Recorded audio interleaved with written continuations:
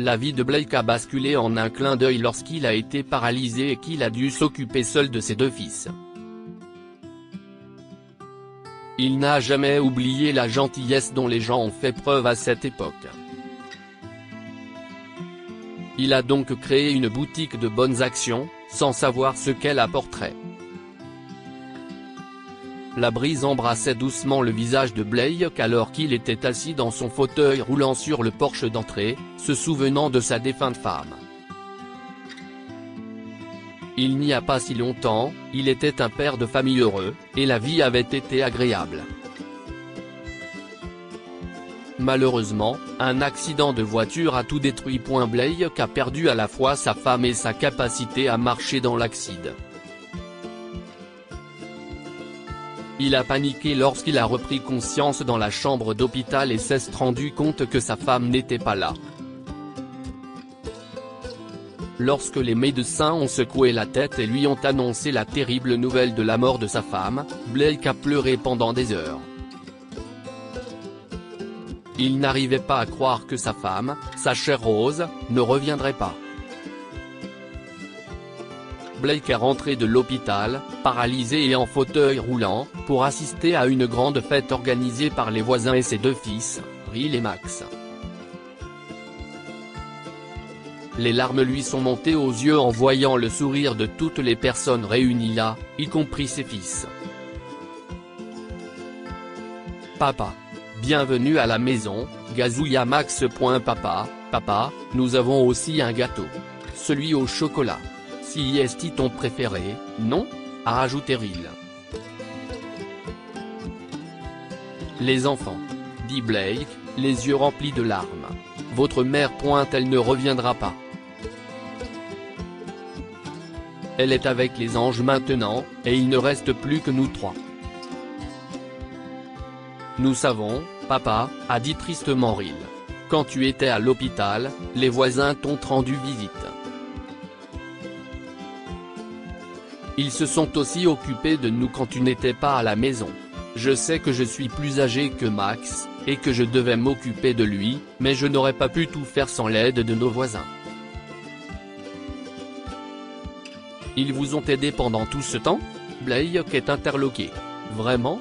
Après l'accident, Blake est resté inconscient pendant des semaines à l'hôpital. Il ne se doutait pas que ses voisins avaient été son soutien dans les moments difficiles et qu'il s'était occupé de ses 2 fils. Oui, papa, a dit Max. Ils l'ont fait. Ils nous ont aidés. Tout le monde. Maman nous a beaucoup manqué, mais elle n'aurait pas aimé nous voir tristes, n'est-ce pas ? Soyons heureux pour l'amour de maman, papa. S'il te plaît ? Blake a pleuré en découpant le gâteau ce jour-là, mais il était tellement fier de ses 2 fils pour avoir été si fort face à la tragédie familiale. Et il était reconnaissant envers ses voisins de les avoir aidés, lui et sa famille. Le lendemain matin, Blake s'est réveillé tard. Ryle l'a aidé à s'installer dans le fauteuil roulant, et lorsqu'ils sont sortis de la chambre, Blake a été surpris de voir que la table du dîner était dressée avec le petit déjeuner. Il est ensuite entré dans la cuisine et a remarqué que sa voisine d'à côté, Madame Sebastian, préparait encore de la nourriture. « Oh, vous êtes là, mon cher », a dit la septuagénaire en souriant. « Allez, venez, rejoignez-nous pour le petit déjeuner. »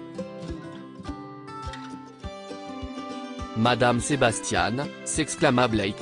Rien que le petit déjeuner vous aurait pris des heures à préparer. Et vous nous préparez encore de la nourriture ? Oh, elle rit.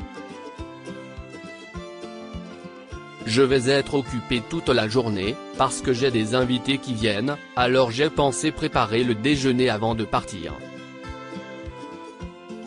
Madame Sebastian cuisine pour nous tous les jours, papa. Et elle est géniale. Et c'est donc. Max gazouilla. En plus de cela, Madame Sebastian a aidé Max et Ryle à se préparer pour l'école tous les matins. Lorsque Blake a demandé pourquoi elle les aidait, elle a simplement répondu « Mes petits-enfants me rendent rarement visite. Il me manque, et vos garçons sont comme mes petits-enfants. Je vous aide parce que Dieu m'aide tous les jours.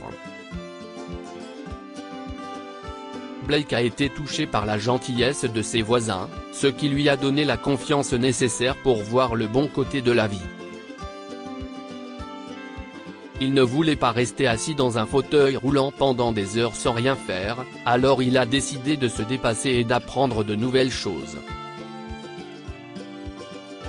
Il s'est inscrit à un cours de marketing et de programmation en ligne, et peu de temps après, il a eu la brillante idée d'ouvrir une boutique de bonnes actions.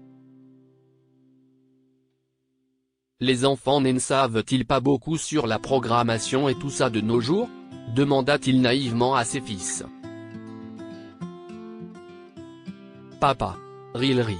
Apprendre à coder nécessite toute une matière à l'université, mais l'un de mes amis est vraiment doué pour ça. Il aime les logiciels et d'autres choses, et oui, il code. Est-ce qu'il peut m'aider ? Demanda Blake. J'ai eu l'idée de créer une boutique en ligne. Si est là où les gens peuvent faire de bonnes actions en s'inscrivant sur notre site et tout l'argent qu'on gagne va au don. Les voisins nous ont aidés, les garçons, et nous pouvons faire quelque chose pour aider d'autres personnes dans le besoin. Eh bien, si est une bonne idée, papa, a dit Max avec innocence. Mais je ne peux pas t'aider, désolé. Je déteste les études et le travail. Blake et Ril ont tous deux ri. Il n'avait pas souri de la sorte depuis la mort de Rose. Blake a donc demandé l'aide de l'ami de Ril et, ensemble, ils ont créé Les Bonnes Actions, une boutique en ligne où vous pouvez faire de bonnes actions et les transmettre. Lorsque Blake l'a créé, il ne se doutait pas qu'il se réveillerait avec d'innombrables notifications sur son téléphone et qu'il apprendrait que plusieurs personnes avaient été touchées par son initiative et voulaient répandre de bonnes actions. Il y a tellement de gens qui achètent nos services ? Se demanda-t-il en regardant l'écran de son téléphone, et les larmes lui montaient aux yeux. CIST de la folie. Le site web de Blake proposait de petits services tels que le transport de marchandises, la tonte de pelouse, le rôle de chauffeur pendant 1 heure, etc. Les gens s'inscrivaient en tant qu'acheteurs de ces services, et les recettes étaient reversées à des œuvres de charité. Blake a d'abord été découragé de voir que son idée ne fonctionnait pas. Le site web n'avait pratiquement pas de visiteurs au début, et il a perdu espoir.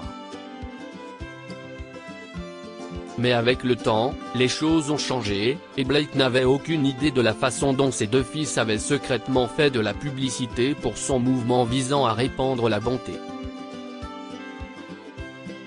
Les jeunes ont fait de la publicité pour l'excellente action que leur père essayait de faire, et d'innombrables personnes se sont présentées pour aider Blake, y compris les professeurs, les camarades de classe et les amis de l'école des garçons.